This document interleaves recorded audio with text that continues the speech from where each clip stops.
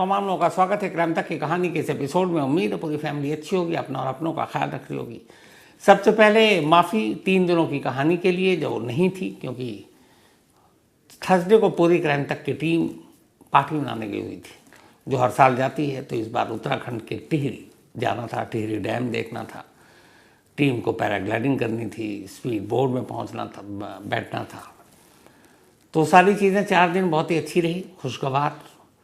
और ये जो पार्टी की पूरी झलक है आपको जल्दी क्राइम तक के एक नेशनल सॉन्ग क्राइम तक का अपना, उसके ज़रिए ये पूरी झलकियाँ आपको दीपक, कासिम, वनिता, अश्विनी, अनिरुद्ध और दीपिका, इसके अलावा प्रवेश, चिराग, मनीषा आदि, और कौन बचा, राजेश जी, फिर दीपा, इन सब के ज़रिए आपको देखने को मिलेगी। तो अभी वो एडिट पे है, बहुत लंबा शूट हुआ है, आसमान में भी कुछ शूट हुआ है। तो धीरे धीरे वो राज खुलेंगे। अब आते हैं आज की कहानी के ऊपर। जब बाबा सिद्दीकी का कत्ल हुआ था 12 अक्टूबर 2024 को, तब मैंने एक बात कही थी उसी वक्त, और मैंने कहा था कि इस कत्ल को लेकर जो बाबा सिद्दीकी की थ्योरी जोड़ी जा रही है कि लॉरेंस बिश्नोई गैंग का नाम आ रहा है, लॉरेंस का नाम आ रहा है, तो जो वजह है वो कहीं ना कहीं कड़ी मिसिंग है।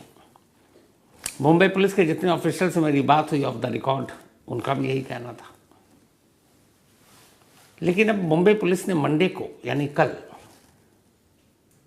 4590 पन्नों की एक चार्जशीट दाखिल की है मुंबई के स्पेशल मकोका कोर्ट में। और इन 4590 पन्नों में बाबा सिद्दीकी के कत्ल की पूरी कहानी कलमबंद है। और इस चार्जशीट के ज़रिए बताया गया है कि बाबा सिद्दीकी का कत्ल क्यों हुआ था। वो 4 वजहें बताई गई जिनकी वजह से बाबा सिद्दीकी का कत्ल हुआ। मास्टरमाइंड बताया गया।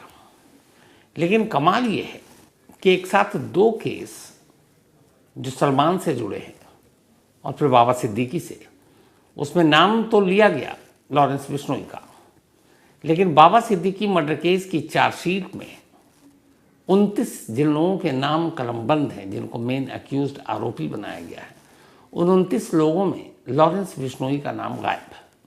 एक तरह से कहें तो मुंबई पुलिस की क्राइम ब्रांच ने बाबा सिद्दीकी मर्डर केस में लॉरेंस बिश्नोई को क्लीन चिट दे दी, यानी कहा कि इस बाबा सिद्दीकी मर्डर केस से लॉरेंस का कोई लेना देना नहीं।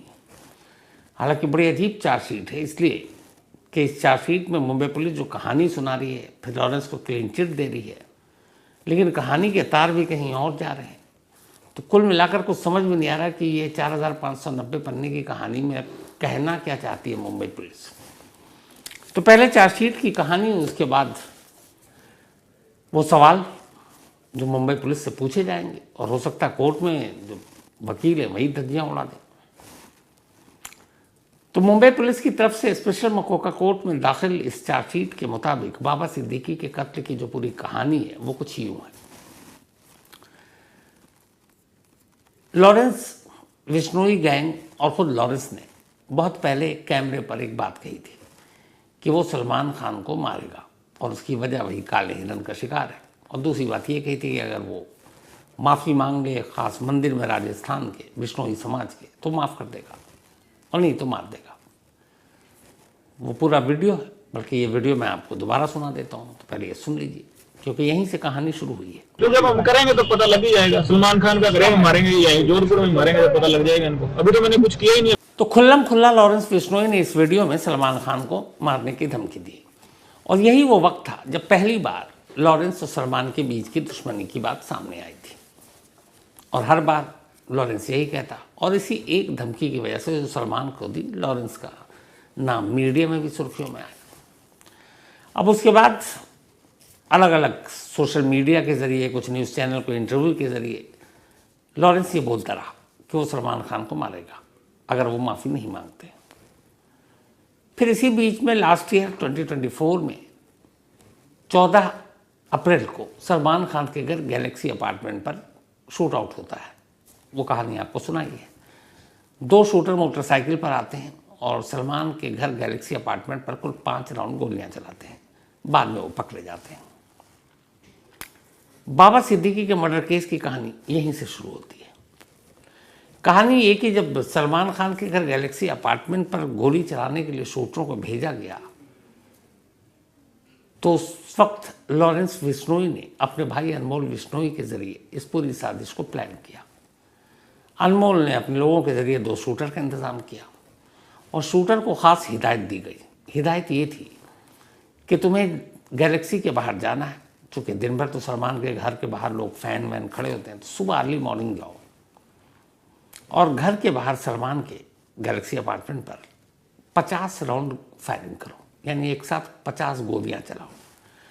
और गोली चलाते वक्त 2 चीज़ों का ख्याल रखना। एक कि जब तुम फायरिंग शुरू करो तो शूटर अपने चेहरे से हेलमेट हटा दे ताकि उसका चेहरा किसी भी कैमरे में कैद होना तो हो जाए। दूसरा, जिस बाइक पर वो बैठकर गोली चला रहा उस बाइक की रफ्तार उस शूटआउट के वक्त धीमी हो, यानी वो आहिस्ता आहिस्ता बाइक चला रहा हो ताकि गोली सिर्फ गैलेक्सी अपार्टमेंट की दीवारों पर ही लगे।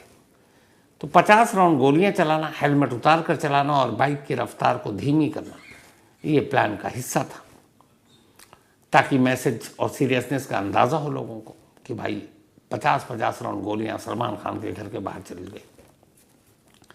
अब हुआ ये कि 14 अप्रैल को उल्टा हो गया। जो शूटर गए 50 की जगह उनसे सिर्फ 5 राउंड गोली चली। उन्होंने बाइक की रफ्तार भी बहुत स्लो की नहीं, और जब स्लो नहीं की तो फिर उतनी देर में तो वो निकल गए, घर भी पीछे छूट गया। तो 5 राउंड गोलियां चली। उसके बाद शूटर सीसीटीवी कैमरे के सहारे जल्दी पकड़ लिए गए, भांडा फूट गया, खेल खुल गया।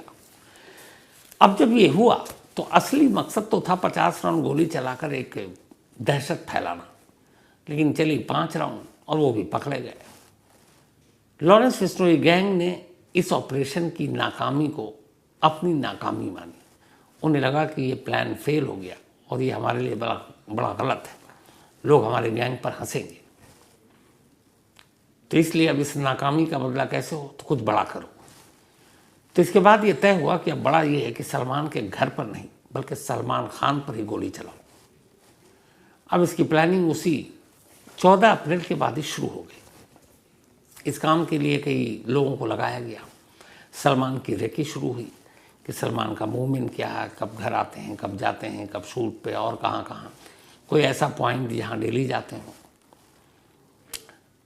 तो इधर रेकी हो रही है, लेकिन उधर दूसरी चीज़ ये हो गई कि 14 अप्रैल को जब शूट आउट नाकाम रहा और 50 की जगह 5 ही राउंड गोली चली, लेकिन गोली तो चली और एक गोली सलमान खान के घर की बालकनी के अंदर तक पहुंच गई थी। मीडिया में खबर थी। तो फिर महाराष्ट्र सरकार, पुलिस, सलमान खान के लाखों करोड़ों चाहने वाले फैंस तो ही हैं, सभी पर फिर दबाव पड़ा। उसके बाद ये तय हुआ कि नहीं, इसको हल्के में नहीं ले सकते। सलमान की सिक्योरिटी बढ़ा दी गई। अब सलमान के इर्द गिर्द सुरक्षा घेरा ज़बरदस्त हो गया। सलमान की अपनी सिक्योरिटी थी। शेरा तो उनके साथ साए की तरह रहते हैं।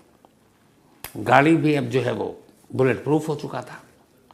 तो इसी रेकी के दौरान ये लॉरेंस बिश्नोई गैंग को एहसास हुआ कि 14 अप्रैल के शूटआउट के बाद अब सलमान की सुरक्षा इतनी ज़बरदस्त हो गई है कि करीब पहुंचा ही नहीं जा सकता। वैसे भी सलमान के करीब पहुंचने पहले भी मुश्किल था, लेकिन अब सुरक्षा घेरा कुछ ज़्यादा ही बड़ा था, तो पहुंच नहीं सकते।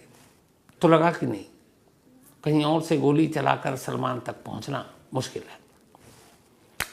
तो इस रेकी के बाद ये तय हो गया कि सलमान की सुरक्षा घेरा को देखते हुए सलमान खान को अब मारना मुश्किल है। लेकिन लॉरेंस गैंग बेताब था, क्योंकि गैलेक्सी शूटआउट की नाकामी उनके साथ थी। अब सलमान पे गोली चलाने का मौका नहीं मिल रहा था, क्योंकि सिक्योरिटी ऐसी थी कि आसपास फटक भी नहीं सकता। यहाँ तक कि शूटिंग लोकेशन पर जो स्टाफ, जो बाकी इवन को स्टार, ये सब भी आते, इन सब की भी तलाशी होती, इन सब को भी चेक किया जाता, वो पूरा इलाका सैनिटाइज होता, शूटिंग स्पॉट भी। तो जब ये सारी चीज़ें हो गई तो पता चला कि ये आसान काम नहीं है। तो क्या किया जाए, क्योंकि वो रुकना भी नहीं चाहते थे। तो फिर ये तय हुआ कि सलमान ना सही, सलमान के किसी खास करीबी को निशाना बनाया जाए ताकि मैसेज सलमान तक पहुँचे और फिर पूरी मुंबई तक और लोग कहें कि यार ये गैंग तो बड़ा ख़तरनाक है। अब लिस्ट बनानी शुरू हुई कि सलमान के करीबी कौन है। इत्तेफाक से अब आजकल के गैंगस्टर भी सोशल मीडिया को खूब फॉलो करते हैं, तो सलमान के करीबियों की लिस्ट बनाने लगे और साथ साथ मुंबई के कुछ बिल्डरों के बड़े, ताकि उनको भी निशाना बनाएं, मुंबई में थोड़ी अपनी धाक जमाएं, अपनी ज़मीन तैयार करें, लॉरेंस गैंग को बड़ा करें। तो इसी लिस्ट बनाने के दौरान सोशल मीडिया पर बहुत सारी तस्वीरें सलमान खान की बाबा सिद्दीकी के साथ नजर आई। फिर उन्हें पता चला कि ये वही बाबा सिद्दीकी हैं जिन्होंने कि इफ्तार पार्टी में सलमान खान और शाहरुख खान की दोस्ती कराई थी, जब एक कैटरीना कैफ की जन्मदिन पर दोनों में झगड़ा हो गया था। तो सुलह करवाने वाले बाबा सिद्दीकी, हर जगह करीबी बाबा सिद्दीकी। फिर ये पता चला कि सलमान के घर का कोई भी काम हो, कोई भी सरकारी दस्तावेज बनाना हो, कुछ और, तो बाबा सिद्दीकी, क्योंकि वो पॉलिटिशियन रहे, मंत्री रहे, विधायक रहे और सलमान के इलाके के रहे। सलमान खान के तो वो एमएलए ही थे, मतलब जहाँ वो रहते थे उनके इलाके के। तो सोशल मीडिया के थ्रू ये सारी जानकारी और तस्वीरें देखने के बाद और सलमान और शाहरुख की सुलह कराने वाले बाबा सिद्दीकी का सच जानने के बाद अब लॉरेंस गैंग ने तय किया कि बाबा सिद्दीकी को मारना, क्योंकि बाबा सिद्दीकी को मारने का मतलब है सीधे सीधे सलमान तक मैसेज पहुंचाना। अब ये हुआ कि ठीक है। इसी दौरान पता चला कि बाबा सिद्दीकी के साथ बाबा सिद्दीकी का जो बेटा है ज़ीशान सिद्दीकी, जो बाबा सिद्दीकी की जगह उस इलाके से एमएलए है, तो वो भी सलमान का करीबी है। तो ये हुआ कि या तो ज़ीशान को मारो या बाबा सिद्दीकी को मारो। ये भी हुआ कि जहां मौका मिले पहले जिसको उसको मार दो। ये भी तय हुआ कि अगर दोनों एक साथ मिले और एक साथ मौका मिले तो दोनों को मार दो। तो अब टारगेट तय हो गया। टारगेट तय होने के बाद अब ये हुआ कि पिछले साल जो गणपति विसर्जन का टाइम आया, तो ये उन्हें पता चल गया था कि हर साल अपने इलाके के विसर्जन में बाबा सिद्दीकी बढ़ चढ़ कर हिस्सा लेते हैं और जाते हैं और उस वक्त बहुत भीड़ होती है। तो उसी विसर्जन के दौरान बाबा सिद्दीकी पर गोली चलाई जाएगी। लेकिन इत्तेफाक से उनके इलाके के उस विसर्जन के दिन बाबा सिद्दीकी को कुछ और ज़रूरी काम आ गया और वो उस विसर्जन में हिस्सा नहीं ले सके। शूटर वहाँ पहुँचे हुए थे, लेकिन बाबा सिद्दीकी गए नहीं, बाबा सिद्दीकी बच गए। तो हुआ कि अब क्या करें। तो जो रेकी होता है कि कौन कब कहाँ जाता, तो उनसे पता चला कि ये कहीं भी हो, एक दिन भर में एक बार बाबा सिद्दीकी अपने बेटे ज़ीशान सिद्दीकी के दफ्तर ज़रूर जाते हैं, क्योंकि वो अभी एमएलए थे और लोग मिलने के लिए आते थे अपने अपने काम के लिए, और वो जगह भी बड़ी सही थी निशाना लेने के लिए। तब ये हुआ कि इसी ज़ीशान के दफ्तर के बाहर ही बाबा सिद्दीकी को मारा जाएगा। ये हुआ कि अगर बाबा सिद्दीकी और ज़ीशान दोनों मिल गए दफ्तर के बाहर एक साथ, बाप बेटे, तो दोनों को मार दो। उसके बाद 12 अक्टूबर की शाम या रात का वो वक्त आता है। इत्तेफाक से उस दिन ज़ीशान 15 मिनट पहले दफ्तर से बाहर निकल गए। शूटर जो है वो पहला टारगेट तो बाबा सिद्दीकी थे, और या फिर दोनों मिल जाए तो दोनों, बाबा सिद्दीकी और ज़ीशान। लेकिन ज़ीशान 15 मिनट पहले निकल गए, 15 मिनट के बाद बाबा सिद्दीकी आए। शूटर को मौका मिला, 3 शूटर बाइक पर आए थे, उन्होंने गोली चला दी और उसके बाद लोगों ने 2 शूटर को मौके पर पकड़ लिया। जो मेन शूटर था वो भागने में कामयाब रहा। तो ये तो रही पूरी चार्जशीट की कहानी। बाबा सिद्दीकी का कत्ल कैसे हुआ, वजह क्या थी। अब इस चार्जशीट में मुंबई पुलिस ने कुल 29 लोगों को नामजद किया है और इन 29 लोगों में से 26 लोग गिरफ्तार हैं, 26 अरेस्ट हैं और 29 में से बाकी बचे 3 फरार हैं। ये 3 जिन्हें पकड़ा जाना बाकी है, उनमें से एक वो बंदा है जो पुणे का रहने वाला है, शुभम लोंकार, जिसने बाबा सिद्दीकी के कत्ल के बाद सोशल मीडिया पर एक पोस्ट किया था और जिम्मेदारी ली थी कि लॉरेंस गैंग ने ये काम किया है। और ये वो पोस्ट है उस वक्त का, और ये उस चार्जशीट का हिस्सा है जो अभी मुंबई पुलिस ने 4590 पन्नों की जो चार्जशीट दाखिल की। ये पोस्ट भी, इस पोस्ट को एक सबूत माना गया कि ये लॉरेंस गैंग का काम है। तो उसमें वो बंदा जिसने ये पोस्ट, जिसके नाम पे निकला था शुभम लोंकार पुणे का, वो भी फरार है। एक उसका नाम है, दूसरा नाम है मोहम्मद यासीन अख्तर उर्फ सिकंदर का, ये भी फरार है। और तीसरा नाम है इस फरार की लिस्ट में अनमोल बिश्नोई का, यानी लॉरेंस बिश्नोई का। तो 29 नाम, 29 में से 26 अरेस्ट, लेकिन 3 फरार और उन 3 में एक अनमोल बिश्नोई।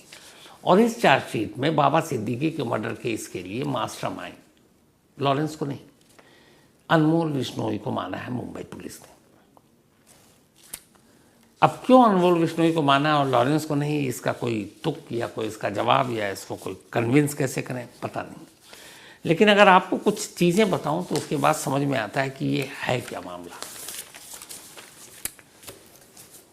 14 अप्रैल को जब सलमान खान के घर पर गोली चली थी गैलेक्सी पर, उस शूटआउट के मामले में जितने भी शूटर थे सब पकड़े गए। बाद में उनसे पूछताछ हुई।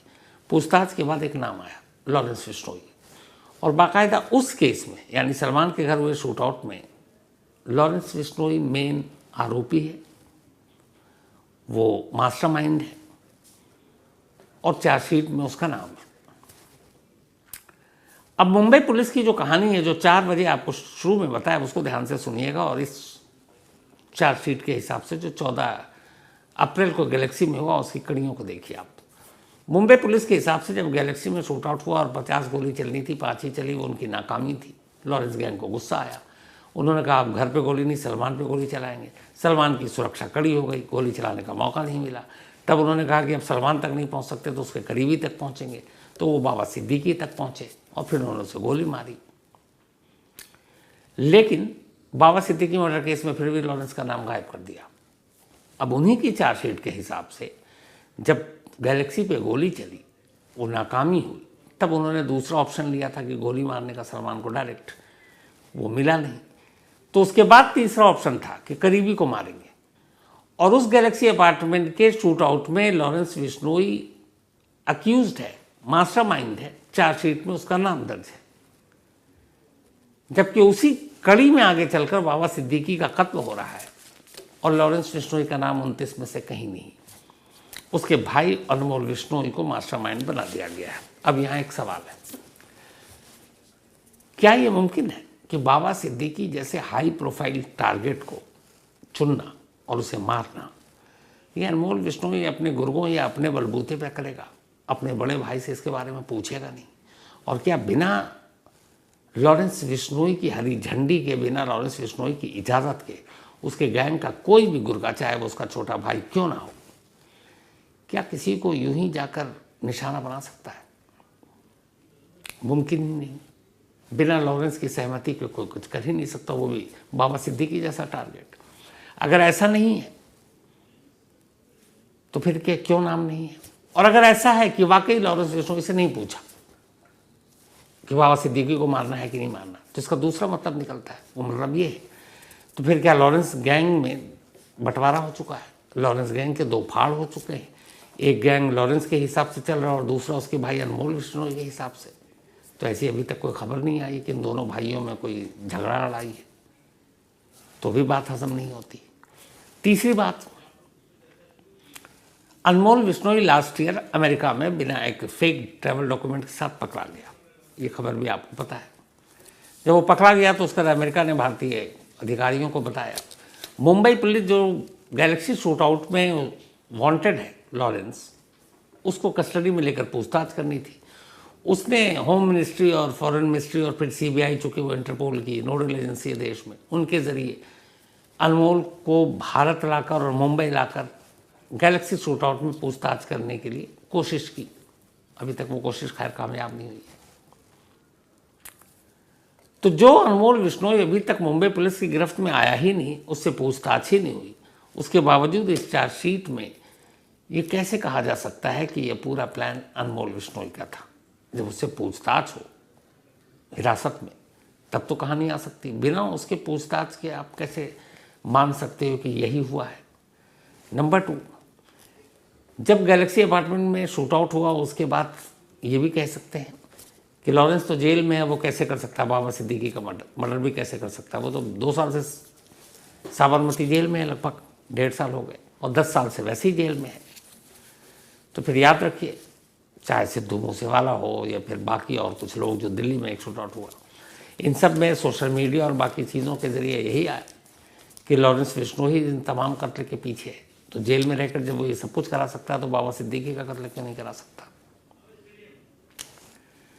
तो यहाँ ये सवाल है कि जब सलमान खान को मारने की धमकी खुद लॉरेंस बिश्नोई ने दी और सलमान खान तक पहुँचना नामुमकिन था या मुश्किल था, तो फिर बाबा सिद्दीकी को चुना गया क्योंकि किसी करीबी को चुनना था।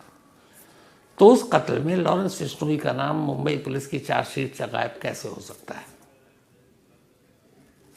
29 लोगों में उसका नाम क्यों नहीं है? याद है पिछले साल कनाडा ने एक इल्ज़ाम लगाया था, और वो ये था कि कनाडा में जो हाल में हमले हुए हैं या कुछ लोगों को शूट आउट हुआ, मारा गया, उसके पीछे लॉरेंस गैंग का हाथ है। और कनाडा का ये भी इल्ज़ाम था कि लॉरेंस गैंग भारतीय खुफिया एजेंसी रॉ के लिए काम करता है। आपको ये भी पता है कि लॉरेंस गैंग हमारी होम मिनिस्ट्री यानी गृह मंत्रालय की एक ख़ास धारा, एक ख़ास सेक्शन के तहत अहमदाबाद की साबरमती जेल में 2 साल तक ऐसे ही रहेगा। उसे हिंदुस्तान के किसी स्टेट की कोई भी पुलिस किसी भी केस में पूछताछ के लिए अपने स्टेट नहीं ले जा सकती। क्यों? क्योंकि होम मिनिस्ट्री का एक ऑर्डर है, एक सेक्शन की सूरत में, इस साबरमती जेल से वो बाहर नहीं निकलेगा। जिसको किसी को किसी मामले में पूछताछ करनी हो, साबरमती जेल आए, इजाज़त ले, फिर पूछताछ करे, वो वहाँ से नहीं निकलेगा। इसी गैलेक्सी शूट आउट केस में वांटेड, चार्जशीटेड होने के बावजूद मुंबई पुलिस अभी तक, आज की डेट में, मतलब अप्रैल का मामला था, ये जनवरी आ गया, मतलब 9 महीने हो गए, लॉरेंस बिश्नोई से पूछताछ नहीं कर सकी है। इसलिए नहीं कर सकी है, इजाज़त ही नहीं थी। अगर बाबा सिद्दीकी केस में भी यही नाम आ जाता तो भी कोई फ़ायदा नहीं था, क्योंकि वो पूछताछ कर ही नहीं सकती थी, साबरमती जेल में मुंबई ला नहीं सकती थी। तो यहाँ ये भी सवाल उठता है कि क्या ये सब इसलिए है कि जो कनाडा ने इल्ज़ाम लगाया, क्या वो सच है? क्या वाकई लॉरेंस हमारी खुफिया एजेंसी के लिए एक मोहरा है, काम करता है? तो ये सारे सवाल हैं। और सबसे बड़ी अजीब चीज़ ये है कि इस चार्जशीट में जो 4590 पन्नों का है, कहानी सलमान गैलेक्सी सबसे जोड़ कर सुनाया जा रहा है। तार एक है, लेकिन इस तार में आखिर में आते आते आते लॉरेंस बिश्नोई का नाम गायब हो जाता है। इस चार्जशीट में ये भी कहा गया कि शुरू में ज़मीन का जायदाद, प्रॉपर्टी और इन सब को लेकर भी, उस एंगल से भी हमने मामले की जांच की थी कि बाबा सिद्दीकी की किसी दुश्मनी में तो कत्ल नहीं हुआ, लेकिन कुछ सबूत नहीं मिला। तो कुल मिलाकर ये चार्जशीट जिस तरीके की मुंबई पुलिस की कोर्ट में, मकोका कोर्ट में है, अभी तो ये चार्जशीट है, अब इसमें चार्जेस फ्रेम होंगे। क्या पता आगे चल के शायद लॉरेंस का नाम जुड़ जाए, और क्या पता अगर जुड़ गया तो मुंबई पुलिस के लिए फिर ये एक बड़ी फजीहत होगी, क्योंकि 2 केस के तार जब एक से जुड़ रहे हों और एक में नाम है और दूसरे में आपने नाम क्यों गायब किया, पता नहीं। और सबसे बड़ा सवाल यही है कि क्या बाबा सिद्दीकी का कत्ल अनमोल बिश्नोई यानी लॉरेंस के छोटे भाई ने अपने बड़े भाई की मर्जी के बिना या अपने बड़े भाई से बिना पूछे, बिना इजाज़त लिए कर डाला? और ऐसा मुमकिन लगता नहीं है। तो जब लगता नहीं है तो फिर चार्जशीट में नाम क्यों नहीं है? बात समझ से परे की है। खैर, देखिए आगे इसमें क्या होता है। तो ये थी आज की पूरी कहानी। अब आपसे मुलाकात होगी कल रात 9 बजे किसी नई कहानी।